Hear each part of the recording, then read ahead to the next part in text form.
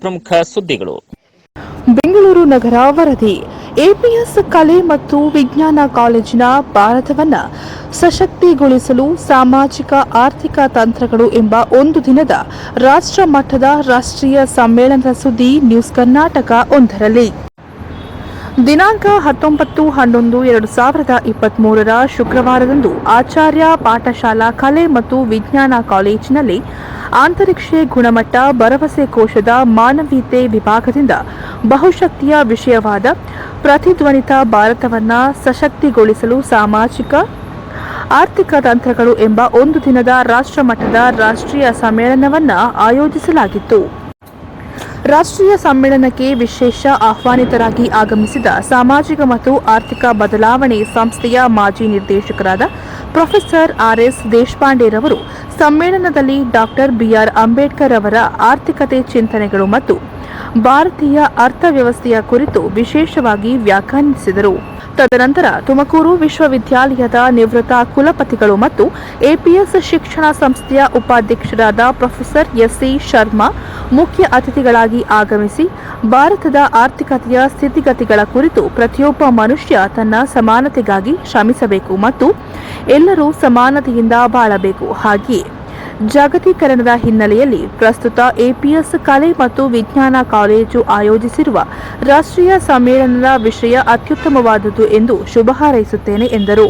APS ಕಲೆ ಮತ್ತು ವಿಜ್ಞಾನ ಕಾಲೇಜು ಐಕ್ಯೂಎಸಿ ಸಮಿತಿಯ ಸಂಚಾಲಕರಾದ ಶ್ರೀಮತಿ ವಸಂತಿ ಕೆ, ಎಪಿಸಿ ಶಿಕ್ಷಣ ಸಂಸ್ಥೆಯ ಅಧ್ಯಕ್ಷರಾದ C A doctor Vishnu Bharath A S, ಪ್ರಧಾನ ಕಾರ್ಯದರ್ಶಿ ಪ್ರೊಫೆಸರ್ ಎ ಪ್ರಕಾಶ್, ಸಹ ಮಾರ್ಗದರ್ಶಿಗಳಾದ ಮಹಾರಾಣಿ ಕ್ಲಸ್ಟರ್ ವಿಶ್ವವಿದ್ಯಾಲಯದ ಕನ್ನಡ ವಿಮರ್ಶಕರಾದ ಪ್ರೊಫೆಸರ್ ಆಶಾದೇವಿ, ಹಂಪಿ ವಿಶ್ವವಿದ್ಯಾಲಯದ ಪ್ರಾಧ್ಯಾಪಕರಾದ ಪ್ರೊಫೆಸರ್ ಚಿನ್ನಸ್ವಾಮಿ ಸೋಸಲ್ ಹಾಗೂ ಎಪಿಎಸ್ ಕಲೆ ಮತ್ತು ವಿಜ್ಞಾನ ಕಾಲೇಜಿನ ಎಲ್ಲ ಅಧ್ಯಾಪಕರು, ಆಡಳಿತ ವರ್ಗದವರು ಹಾಜರಿದ್ದರು.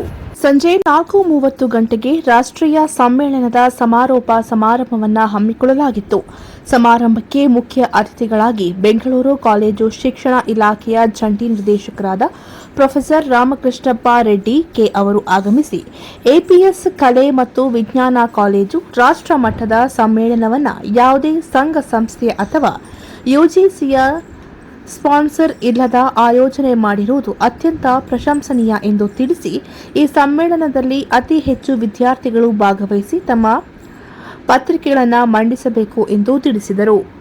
ತದನಂತರ ಎಪಿಎಸ್ ಶಿಕ್ಷಣ ಸಂಸ್ಥೆಯ ಅಧ್ಯಕ್ಷರಾದ C A doctor Vishnu Bharath A S ಸಮಾರೋಪ ಸಮಾರಂಭದ ಅಧ್ಯಕ್ಷತೆಯನ್ನು ವಹಿಸಿ ಪ್ರತಿಧ್ವನಿತ ಭಾರತವನ್ನು ಸಶಕ್ತಗೊಳಿಸಲು ಪ್ರಸ್ತುತ ಅಧ್ಯಾಪಕರು ಮತ್ತು ವಿದ್ಯಾರ್ಥಿಗಳು ಸಾಮಾಜಿಕವಾಗಿ ತಮ್ಮ ವಿಚಾರಗಳನ್ನು ವಿಭಿನ್ನ ತಂತ್ರಗಳ ಮೂಲಕ ಅಭಿವ್ಯಕ್ತಿಗೊಳಿಸಬೇಕು. ಈ ರೀತಿಯ ರಾಷ್ಟ್ರೀಯ ಸಮ್ಮೇಳನ ಸೂಕ್ತವಾದ ವೇದಿಕೆ ಎಂದು ತಿಳಿಸಿ ಸಮ್ಮೇಳನ ಆಯೋಜಿಸಿದ ಪ್ರಾಂಶುಪಾಲರಿಗೆ ಅಭಿನಂದನೆಗಳನ್ನು ತಿಳಿಸಿದರು.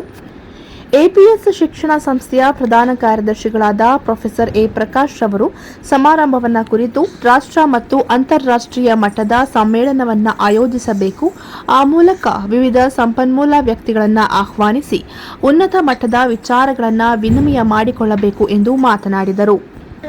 ಎಪಿಎಸ್ ಶಿಕ್ಷಣ ಸಂಸ್ಥೆಯ ಟ್ರಸ್ಟಿಗಳಾದ ಶ್ರೀ ಎಆರ್ ಆಚಾರ್ಯ ಅವರು ಸಮಾರಂಭಕ್ಕೆ ಆಗಮಿಸಿ 70ರಿಂದ 80ರ ದಶಕದಲ್ಲಿ ತಂತ್ರಜ್ಞಾನದ ಮೂಲಕ ಆಯೋಜಿಸಿರುವುದು ಸುಲಭ ಮತ್ತು ಈ ರೀತಿಯ ಭಾರತ ಮುಖ್ಯ ಉದ್ದೇಶ ಎಂದು ತಿಳಿಸಿದರು. ಕಾಲೇಜಿನ ಪ್ರಾಂಶುಪಾಲರಾದ ಡಾಕ್ಟರ್ ಟಿ ಜಯಶ್ರೀ ಅವರು ರಾಷ್ಟ್ರ ಮಟ್ಟದ ಸಮ್ಮೇಳನದಲ್ಲಿ ಇಡೀ ದಿನ ಚರ್ಚೆಗೊಂಡ ಪತ್ರಿಕೆಗಳು ಮತ್ತು ವಿಚಾರಗಳನ್ನು ಸಂಕೇತವಾಗಿ ಶರದಿಯನ್ನೇ ಮಂಡಿಸಿದರು. ತದನಂತರ ಸಮಾರಂಭಕ್ಕೆ ಪ್ರೋತ್ಸಾಹವನ್ನು ನೀಡಿದ ಎಪಿಎಸ್ ಶಿಕ್ಷಣ ಸಂಸ್ಥೆಯ ಸದಸ್ಯರಿಗೆ ಧನ್ಯವಾದಗಳನ್ನು ತಿಳಿಸಿದರು.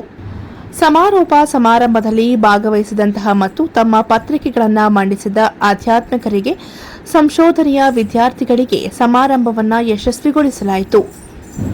ವಿದ್ಯಾರ್ಥಿಗಳು ಆಗಮಿಸಿ ತಮ್ಮ ಪ್ರಬಂಧಗಳನ್ನು ಮಂಡಿಸಿ ರಾಷ್ಟ್ರೀಯ ಸಮ್ಮೇಳನವನ್ನು ಯಶಸ್ವಿಗೊಳಿಸಿದರು. ರಾಷ್ಟ್ರೀಯ ಸಮ್ಮೇಳನದ ವಿಶೇಷ ಸಂಪನ್ಮೂಲ ವ್ಯಕ್ತಿಯಾಗಿ ಆಗಮಿಸಿದ ನ್ಯೂ ಚೆನ್ನೈ ನಗರ ನ್ಯೂ ಕಾಲೇಜ್ನ ಸಮಾಜ ವಿಜ್ಞಾನ ಡೀನ್ ಆಗಿ ಕಾರ್ಯವನ್ನು ನಿರ್ವಹಿಸುತ್ತಿರುವ ಪ್ರೊಫೆಸರ್ ಸರೀಂ ಎಲ್ಲಾ ಬಾಷಾ ಅವರು ಕಾಸ್ಟ್ ಲಿವಿಂಗ್ ಕಾಸ್ಟ್ ಲಿವಿಂಗ್ ಎಂಬ ವಿಷಯವನ್ನೇ ಕುರಿತು ಸಂಶೋಧನೆಯನ್ನ ಮಾಡುವ ವಿದ್ಯಾರ್ಥಿಗಳಿಗೆ ಮುಂಬರುವ ಆರ್ಥಿಕತೆ ಸ್ಥಿತಿಗತಿಗಳನ್ನು ವಿವರಿಸಿದರು.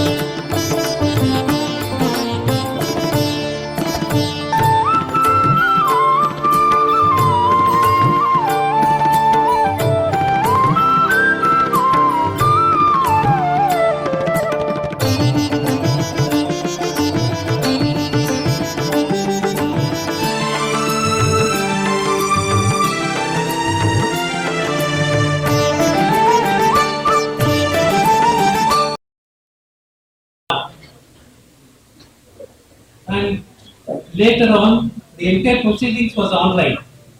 I could see Dr. Tilak and others presenting their papers. ಧನ್ಯವಾದಗಳನ್ನು ತಿಳಿಸುವುದಕ್ಕೆ ನಾನು ಈ ವೇದಿಕೆಗೆ ಆಗಮಿಸಿದ್ದೇನೆ.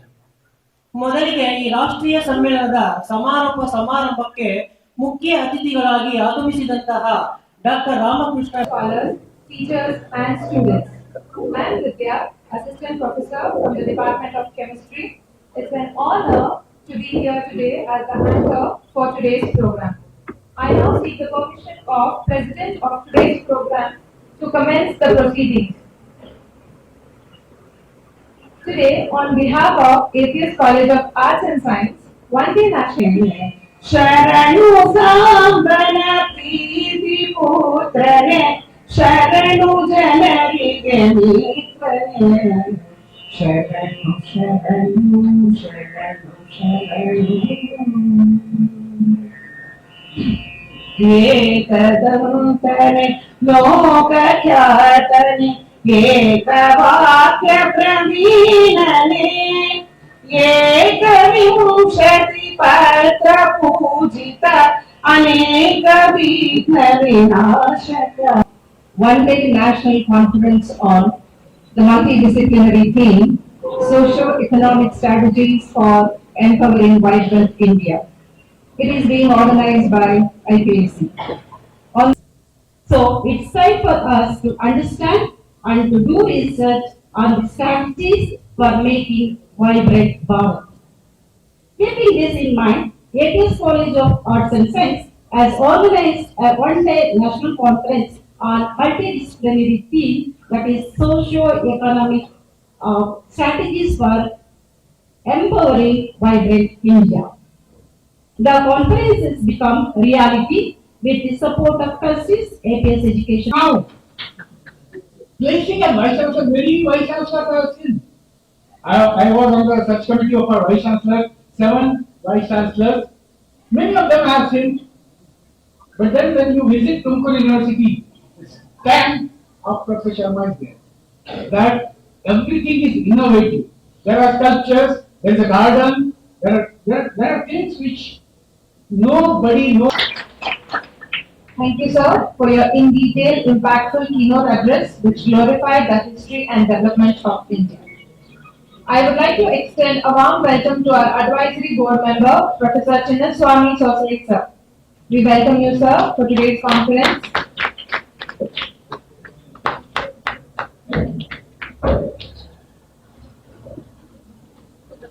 Now I request Dr. Narasimha Parvatiker, Associate Professor, Department of Physics, IQAC Co-Coordinator and the organizer of today's conference. Two government universities, Chhattisgarh Technical, Vice Chancellor Tumakuru University. I was Vice Chairman Karnataka State Higher Education Council, Founding Director IIIT Harvard, and Principal Harvard College of Engineering. So, anyway, thank you very much.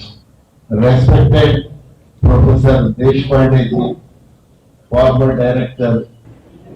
Madam Seema Selvan, Assistant Professor of Computer Science, to introduce the invited guest speaker, Dr. Karimullah Basha sir, Dean of Humanities and Social Science. Karimullah Basha sir, a distinguished educator and the Dean of Social Science, Civil College, Chennai. Sir's academic journey is marked by impressive qualifications and a substantial record of academic contribution.